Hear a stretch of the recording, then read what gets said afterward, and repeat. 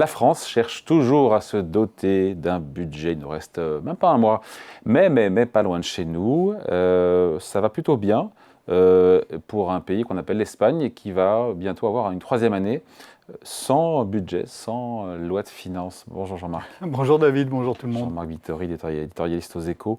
Une situation qui est anormale en Espagne comme chez nous, du fait de l'absence de majorité parlementaire, mais qui manifestement, en tout cas en Espagne, n'affecte pas l'économie. Nos voisins espagnols qui vont afficher cette année la plus forte croissance de la zone euro, un petit peu moins de 3%.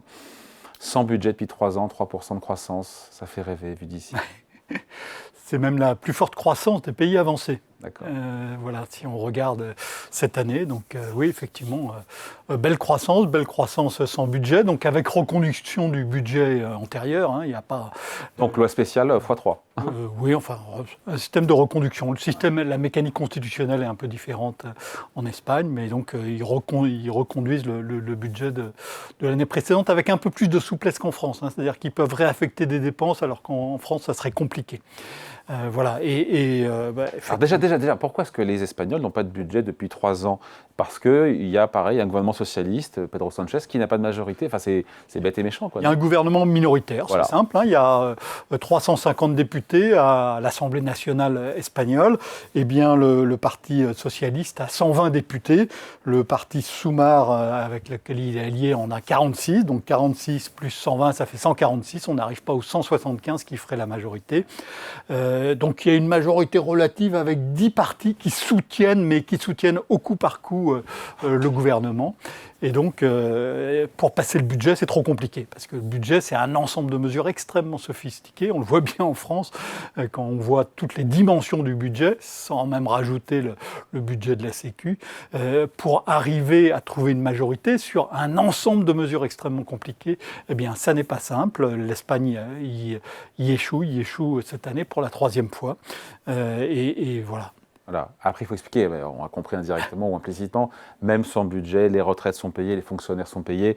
On reconduit le budget de l'année précédente. Les budgets sont reconduits, c'est ça? Et c'est plus facile qu'en France parce qu'il y a 3% de croissance. Quand vous avez 3% de croissance, les recettes publiques, elles progressent d'un peu plus de 3%. Vous savez, quand votre revenu augmente, il y a la partie supérieure de votre revenu, elle entre dans une tranche d'imposition plus élevée, donc ça fait plus de recettes pour l'État. Et donc, quand vous avez une croissance forte, les recettes budgétaires progressent de manière tout à fait sensible. Et donc, ça permet évidemment d'avoir moins de choix terribles à faire. Et donc, le non-vote espagnol est aussi facilité par le fait qu'il y a beaucoup de croissance et donc qu'il y a de l'argent qui rentre. Donc il y a de l'argent qui rentre. En même temps, si les crédits publics sont figés, ça veut dire que ça pousse à faire des économies comme il y a un petit peu d'inflation aussi. Oui, mais l'argent rentre. Donc les choix à faire sont moins dramatiques, sont moins compliqués à l'intérieur du gouvernement, à l'intérieur de l'enveloppe, puisque donc les dépenses sont reconduites à l'identique, mais c'est moins compliqué que dans cette situation-là. On n'est pas en train de dire, bien sûr, Jean-Marc, qu'il n'y a pas de budget et donc il y a 3% de croissance. Non, il se trouve qu'il y a 3% de croissance depuis plusieurs années et en même temps il n'y a pas de budget. On n'arrive pas à une conclusion Oui, non, attention, causalité n'est pas corrélation, donc il faut toujours être extrêmement méfiant là-dessus, évidemment. Ok, donc ça veut dire que, en tout cas, ne pas avoir de budget, c'est pas non plus un frein à la croissance. Ça n'empêche pas l'économie espagnole de tourner et de tourner vite. Oui, mais elle tourne vite parce qu'elle a au moins 2 facteurs qu'un pays comme la France n'a pas. Le premier, c'est l'argent européen. Il se passe d'ailleurs la même chose pour l'Italie. On a beaucoup parlé ces dernières semaines du fait que l'Italie allait beaucoup mieux que la France, avec une croissance plus rapide, elle a un déficit qui diminue, etc. Mais c'est avec beaucoup d'argent européen. C'est le plan Next Gen EU qui avait été voté, décidé en sortie de Covid. Et l'argent, il arrive en fait maintenant. La mécanique européenne est comme toujours longue. Et donc, ça fait des dizaines de milliards d'euros qui arrivent chaque année en Italie, et c'est aussi des dizaines de milliards, un peu moins en Espagne.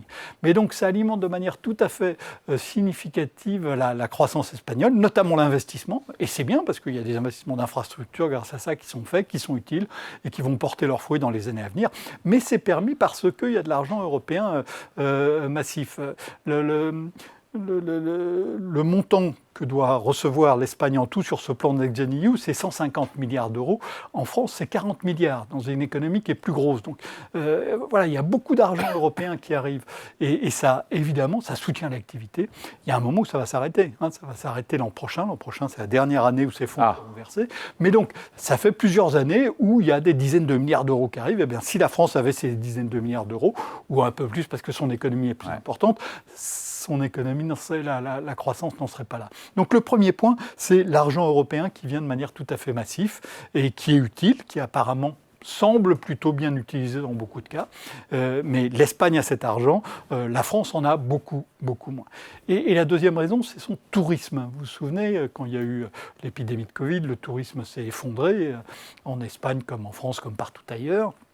Et depuis, il est reparti extrêmement vigoureusement. L'Espagne accueille pratiquement autant de touristes que la France. Hein, donc, l'an dernier, c'était 94 millions de touristes contre 100 millions pour la France. Mais ces touristes, ils dépensent beaucoup plus. Oui, en Espagne. Ils dépensent en moyenne 2 fois plus en Espagne qu'en France, ce qui devrait être une vraie question d'ailleurs en France. Les professionnels du tourisme travaillent là-dessus, mais visiblement, ils n'ont toujours pas trouvé la clé. Comment faire que les gens qui viennent en France viennent plus longtemps et dépensent davantage. Les Espagnols, eux, ils ont trouvé. Alors, il y a notamment, je pense, ce qui se passe sur les plages. Quand vous venez sur une plage espagnole, vous ne venez pas juste pour 48 heures, vous venez pour une semaine. Donc voilà, ça fait beaucoup plus d'argent. Et le tourisme est reparti de manière extrêmement puissante en Espagne. En France aussi, mais en Espagne, il a un poids plus important. Ça tire davantage l'économie du pays. Il y a d'autres moteurs de croissance en Espagne, à part le tourisme. La consommation se tient bien. Il y a de la consommation, il y a un certain nombre d'industries, avec des industries qui sont relativement variées, qui tournent aussi bien, avec une compétitivité plus grande que la France, hein, avec des coûts qui sont inférieurs. Et puis aussi une immigration qui reste abondante, qui permet de maintenir les coûts bas dans un certain nombre de secteurs très consommateurs de main-d'œuvre, comme par exemple l'agriculture. Hein, le ramassage des tomates, c'est fait très largement par des immigrés.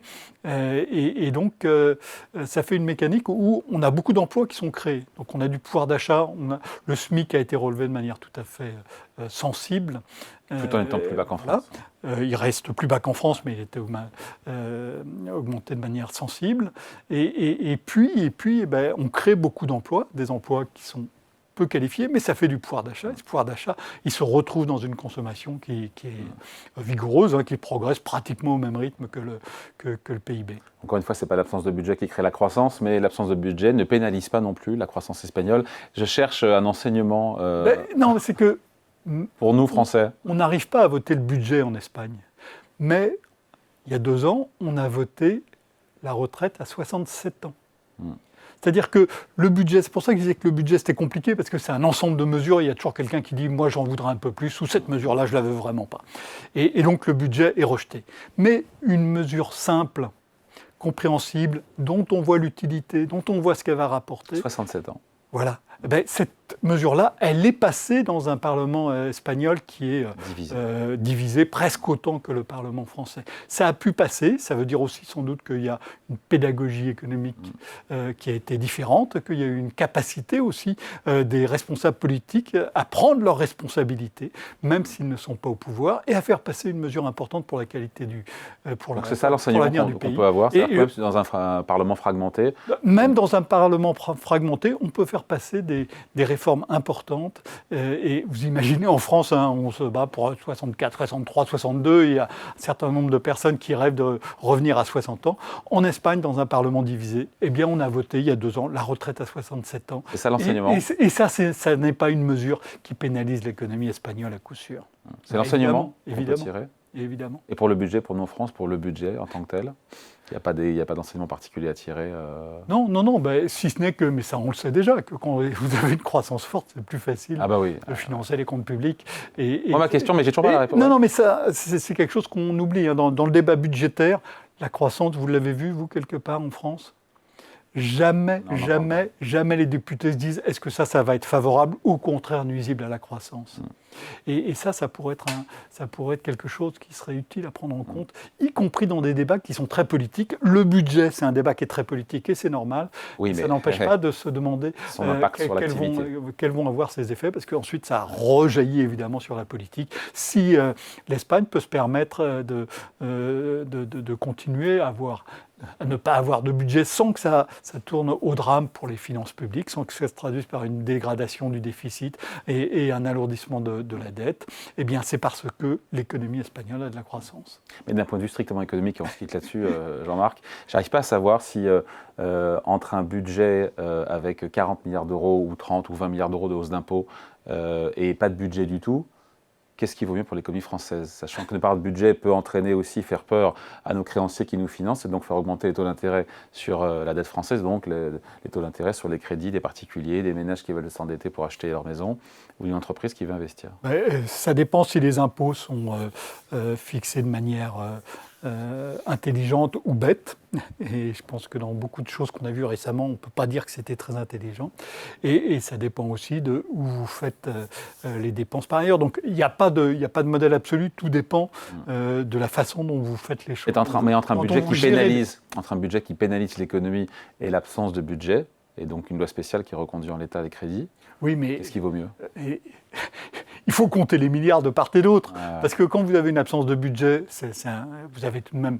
L'an prochain, on va même avoir des services publics qui vont tourner, on va même avoir des impôts qui vont rentrer. Donc c'est un non-choix, mais qui se traduit en fait par des choix.